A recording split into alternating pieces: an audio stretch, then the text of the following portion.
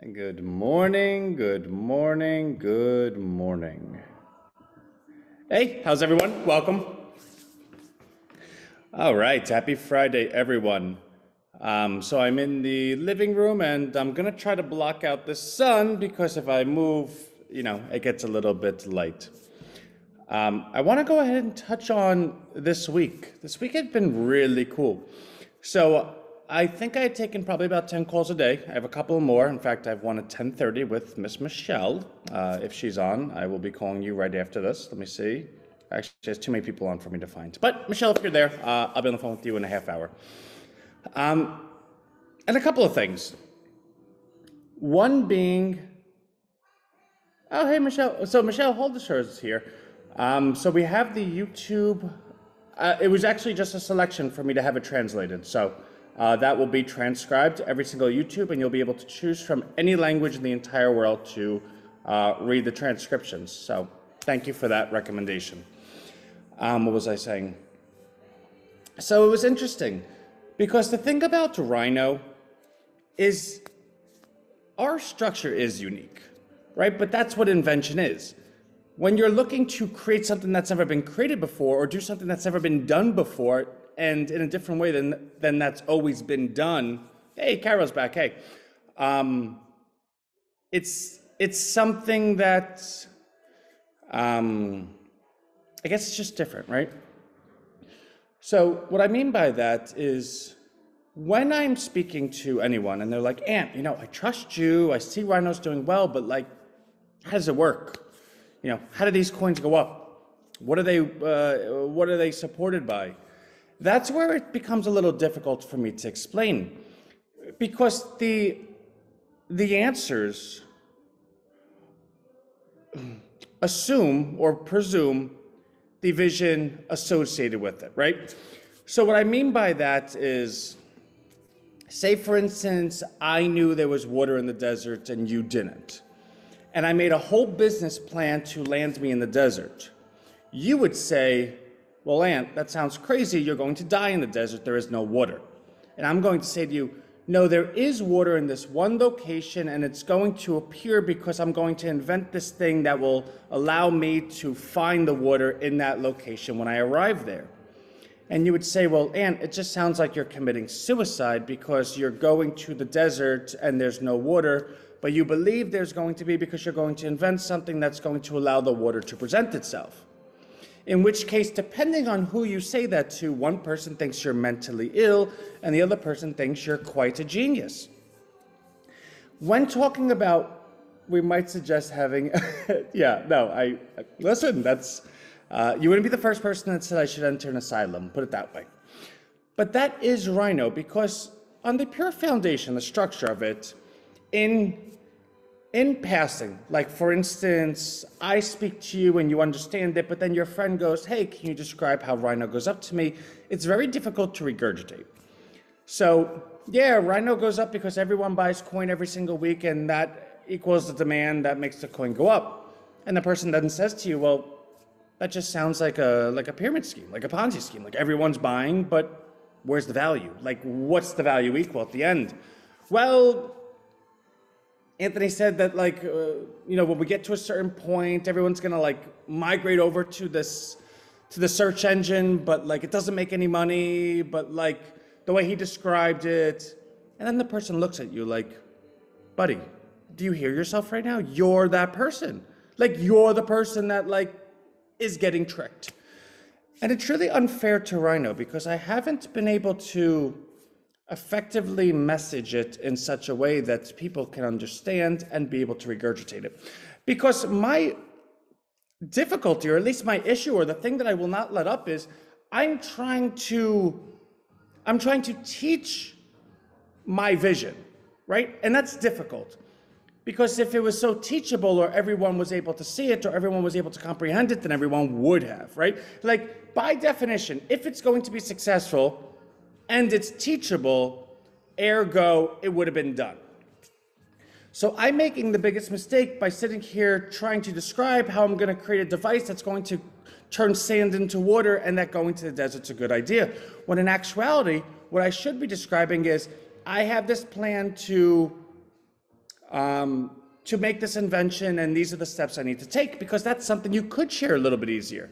But yeah, he's inventing this thing. I don't know what it is, but he's just sharing the plans to get to the invention part, right? And that's all I want to be a part of, because that's something you could kind of comprehend. So what I did was I tried to strip out the vision of it and try to relate it to something that everyone already is aware of, and in a way that takes what one is aware of and solves it. And it got me thinking, because again, I've had this conversation like 50 times this week, and the most embarrassing part is every time I've had the conversation, I was worse at it. Like I was speaking to this one guy who worked at a law firm. He's an assistant to white-collar criminal defense attorneys. And he's like, Ant, you know what this sounds like? I hear this all day, and I'm like, oh my God. I was like, you're not understanding. He goes, well, help me understand it. I'm like, I don't have the words anymore. I'm fully mentally exhausted from doing these like verbal gymnastics all day, trying to teach a vision in a way that also respects what it is we're doing. So I've simplified it. I really did. Everyone remembers Dogecoin, right? Remember that coin that was completely worthless, that had like a quadrillion supply that everyone was buying? And hold on, my team's trying to get into Salesforce, and I got the double verification. But that coin that was completely worthless that everyone was buying, and it went up to $88 billion on a worthless coin that was like worth nothing. So a lot of people could look at that. Yeah, it's still right. So a lot of people look at that and say, wow, look at those fools. Look at those unsophisticated people. Look at those suckers. They bought something that was worth nothing. You could say that. I mean, it's a really poor opinion. It's a populist opinion that allows you to kind of look cool amongst people that were equally uninvolved. Because the reality is, zero went to $88 billion in less than a year. And if at no point can you see that and think of that as some type of accomplishment, then you're missing something. Because 40 million people purchased this worthless coin and ran it to $88 billion, where the richest man in the world, Elon Musk, owned it himself. Actually put it in the balance sheet of his company, Tesla. So you could say, yeah, well, that's kind of like a Pied Piper. You know, he tricked those people. He didn't create the coin. He didn't prosper from the coin. You could say maybe he bought some low and sold high. Sure, anyone could have done that.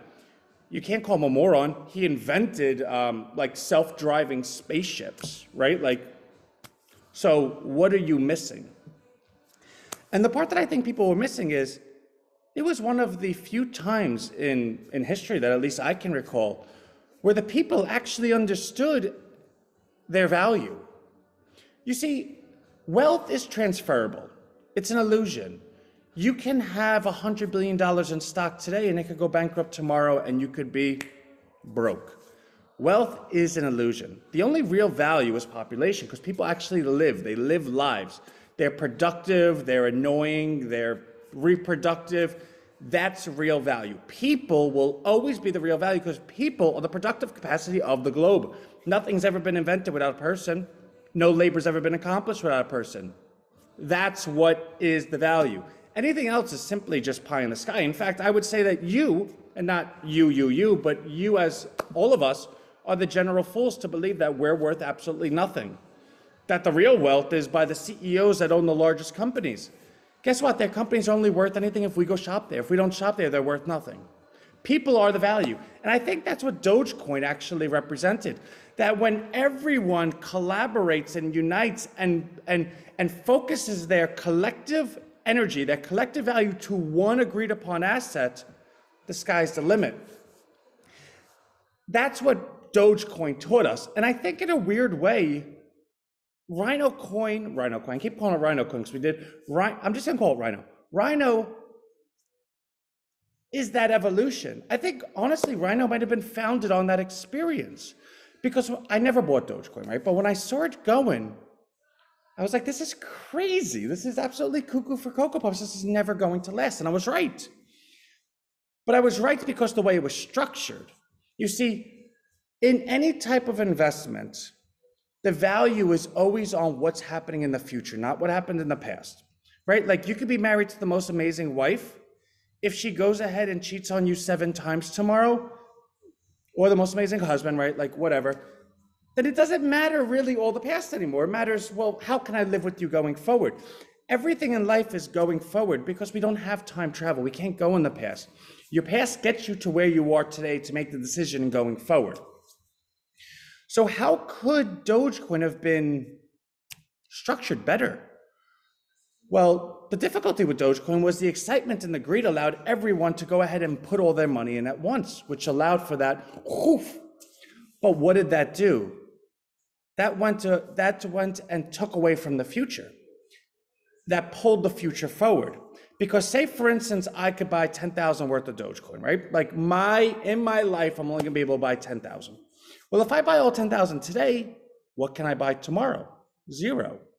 Therefore, what's the value of a coin that I can't buy anymore? Well, now I'm in a corner. All I could do is sell it. I can't buy it. I can only sell it. Therefore, the value of it must go lower. But what if I went ahead and said, all right, I'm going to purchase this 10,000 at $1 per day? Well, then the coin always has a demand. It's worth that much. It's worth $1 a day because it always has $1 coming into it. But you could only make that calculation if you know the supply, because supply and demand. Well, Dogecoin, I believe, had 500 quadrillion coins, and I believe it made another 50 million per day. So for it to be worth 88 billion is actually a lot more impressive than you would think, because the calculations would never allow it. The calculations didn't allow it to go up, but yet it did. If the same 40 million people purchased RHINOBUX, RHINOBUX would be worth probably $1 trillion. It just would be, because it has a finite supply of only 1 billion, and it's built to go ahead and be recurring every week. And if it's recurring every week, then what does that mean? It means the demand goes up every week, because whatever the demand is this week is the demand next week plus the growth. Now you could say, well, Anthony, you're not obligating anyone to buy, so people can opt out at any point. So you can't really say the demand always goes up. I agree. But that's where that whole going into the desert and finding water thing comes. I believe, in my experience with behavioral economics, that if you create something that is trusted by the community at large, because they see it moving up all the time and they have the connection and engagement to know exactly what's happening along the way, then they are not prone to sell that thing, because an economy is confidence. If you have a confidence in something, that's the economy you're in. Therefore, I don't believe the same amount of people will opt out as the people that then opt in, because those are opposite behaviors. And if you could create the behavior that allows someone or nudges them not to sell, it's the same exact behavior that allows someone to want to buy. And that becomes a self-fulfilling prophecy that builds upon itself. So if you have a limited supply and you have a reoccurring structure, and 2 more things that we have that Dogecoin doesn't. Dogecoin, to buy it, you had to go through all these different hoops. You had to go to this wallet, create this, buy it here, blah, blah, blah, blah, blah. We partnered with Stripe. It's 1 click. And it's recurring, automated. And all of the coin comes to you automated. 1 click and you're done. And you never have to touch it again. And with Dogecoin, what was the big thing that moved it? And you can actually take a look at the high of Dogecoin. It was the night that Elon Musk went on Saturday Night Live, because he became the spokesperson by proxy for Dogecoin. So everyone that purchased it were because they believed in the quasi leader, the proxy leader. And when he spoke, it moved it, even though he didn't even own that much of it. It was that they had a leader. They had somebody that spoke their language. They had somebody that was reinventing and recreating the world in the eyes of the future. I'm not calling myself Elon Musk. I don't know even Elon Musk will forget more about engineering than I'll ever learn in my life. But can it be oppositely said that I might forget more about behavioral economics or behavioral science than he'll ever learn in his entire life? And if that's the case, by being available every single day, by emailing every single day, by RHINO then taking the next step starting in December and building out a travel schedule where RHINO comes to town, can it be said that the degrees of separation from the person thinking about investing to the person actually hearing from the person that is leading the investment be shorter? Could it be said that you would be able to have more access with the person that's a spokesperson of the coin, have a simpler opt-in being one button, having a better supply structure where it's not infinite, it actually is limited, and having the structure that says that that guards you against from buying everything all at once and spreads it out so that the value maintains. And on top of all that, we do have an asset on the other end, which is RHINO Street. And to those that say, well, RHINO Street doesn't make any money, that's fine. It was never going to make money. The whole value proposition of RHINO Street is that it doesn't make money because it becomes the first actual community Main Street oriented search engine. It's naked. It's just search for Main Street. There is no investment opportunity. There is no money opportunity. There's no marketing. There's no anything. Therefore, if you search RHINO Street, you only get your Main Street. What is the value of that? Well, it's a big value, but who pays it? Well, you would say, well, Anthony, the businesses are really, they're really benefiting because this, they should pay it. I agree, but I'm never going to make them pay it.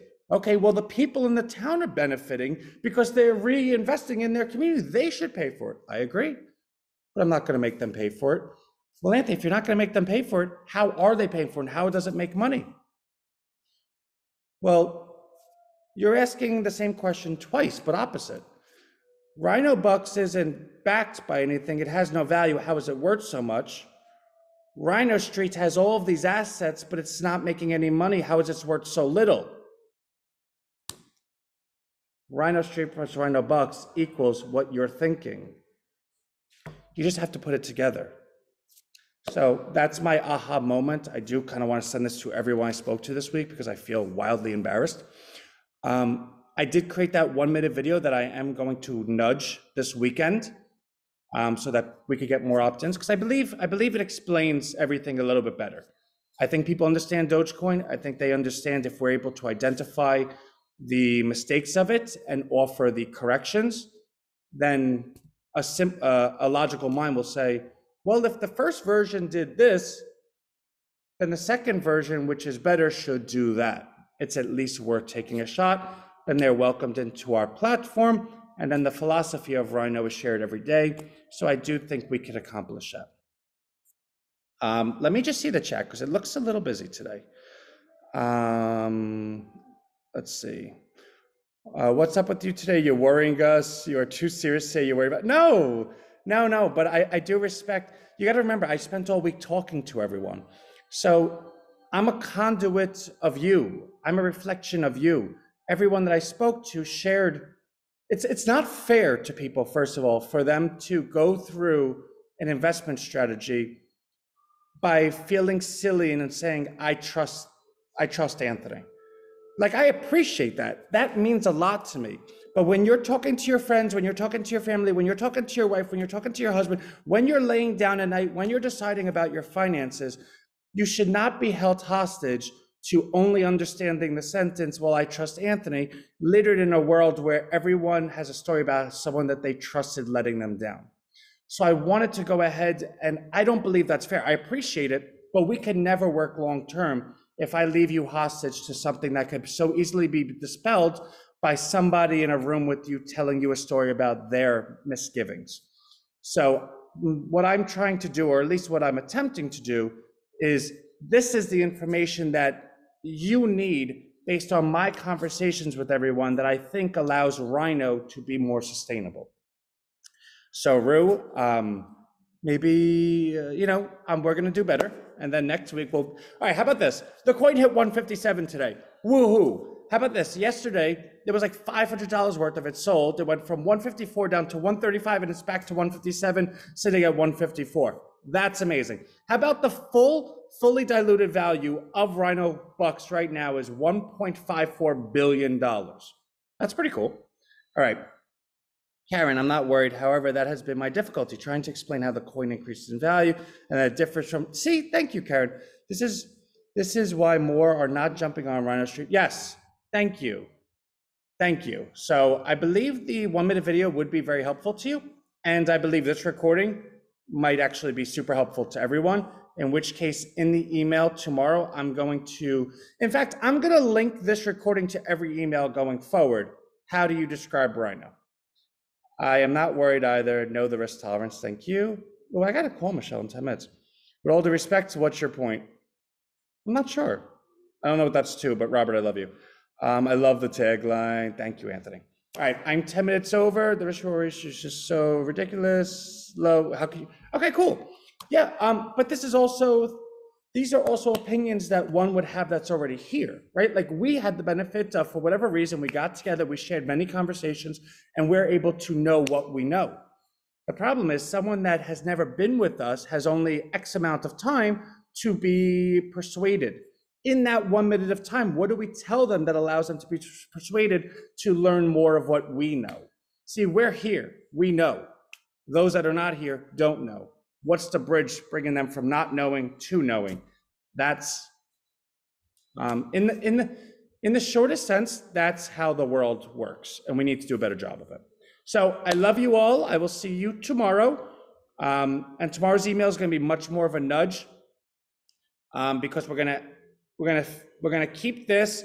And tomorrow's email might only be tomorrow, the video that I sent today, because we do, like I said, we're in position that now we need to ramp up. Yeah. Oh, also, so Frida, to that point, I will be doing that today, doing a write-up for everyone. So actually, how about tomorrow's just like, this weekend will be nudge and affiliate type stuff. Yeah, let's do that. I love everyone. I'll see you. And we're doing well. The coin's 157. Really super cool. Bye.